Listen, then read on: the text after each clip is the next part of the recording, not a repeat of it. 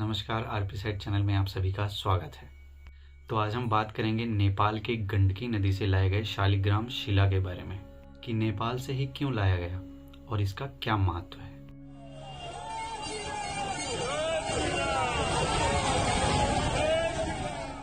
तो जैसा कि आपने देखा कि जय श्री राम के नारे लग रहे हैं।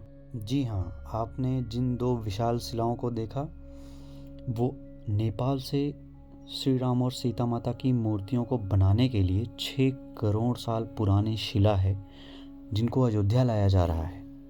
आपको बता दें कि 26 जनवरी को इन शिलाओं को ट्रक में लोड किया गया था। तो पूजा अर्चना करने के बाद वहाँ से इनको अयोध्या के लिए भेजा गया और एक शिला का वज़न 26 टन है और दूसरे शिला का वज़न 14 टन है।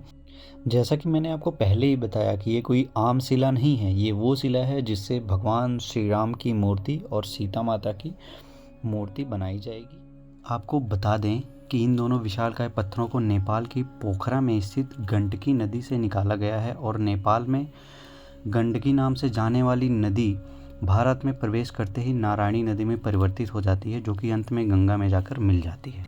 जानने वाली बात यह है कि इन पत्थरों को 373 किलोमीटर की दूरी से और 7 दिन का सफ़र तय करके क्यों लाया गया है। कहीं से भी लाया जा सकता था, लेकिन उसकी भी एक मान्यता है जो कि मैं आपको इस वीडियो में बताने वाला हूँ। तो आप इस वीडियो में अंत तक बने रहिएगा। वैसे तो यह बहुत लंबी कथा है, लेकिन आपको मैं संक्षेप में बता देता हूँ।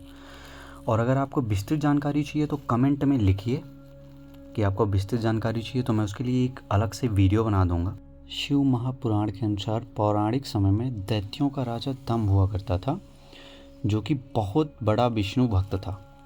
और बहुत समय बाद विष्णु भगवान की उपासना के बाद उसको एक पुत्र हुआ जिसका नाम शंखचूड़ रखा गया।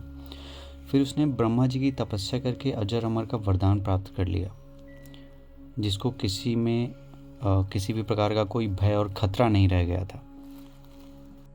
फिर उसके बाद ब्रह्मा जी ने उसको बताया कि तुम बद्रीवन में जाकर धर्मराज की पुत्री वृंदा से शादी कर लो।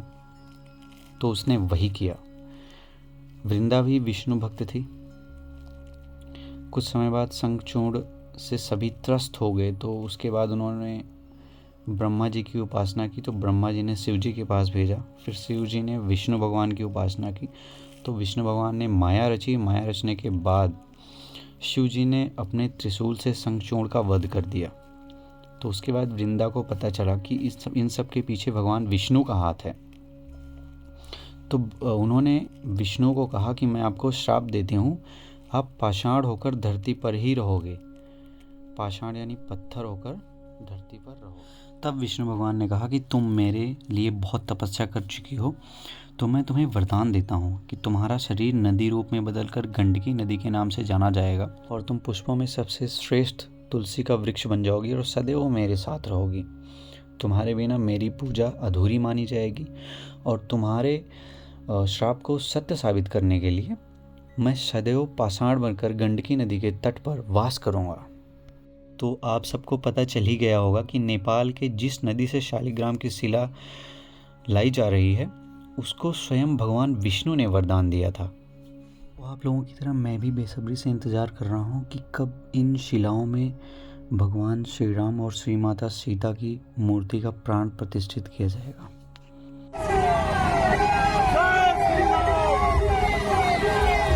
इसी बीच तपस्वी छावनी के जगत गुरु परमहंस आचार्य जी ने कहा है कि शालिग्राम शिला में पहले से ही प्राण प्रतिष्ठित होते हैं, तो उनको प्राण प्रतिष्ठित करके श्री राम की मूर्ति कैसे बनाई जा सकती है, हमारे श्रद्धा के खिलाफ है। और अगर उन्होंने कहा है कि अगर ऐसा होता है तो मैं जल ग्रहण नहीं करूंगा और प्राण का त्याग कर दूंगा। क्या भव्य दृश्य है, देखने लायक दृश्य है, बहुत ही अद्भुत। जय श्री राम। श्री राम शिला को, श्री शालिग्राम शिला को कितनी सिक्योरिटी के साथ लाया जा रहा है। क्या सुंदर दृश्य है। जय श्री राम।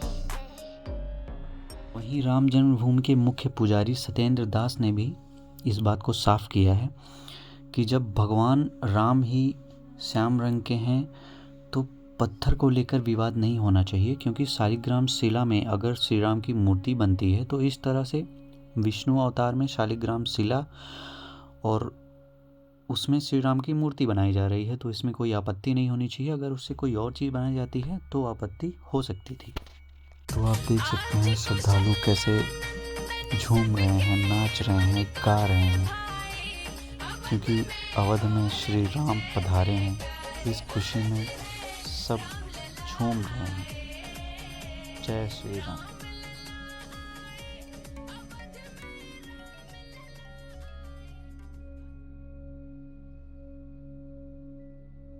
तो आप लोगों को ये वीडियो कैसे लगी कमेंट करके हमें बताएं, और अगर कोई गलती हुई है तो उसको सजेस्ट करें। वीडियो को शेयर करें, लाइक करें और चैनल को सब्सक्राइब करें।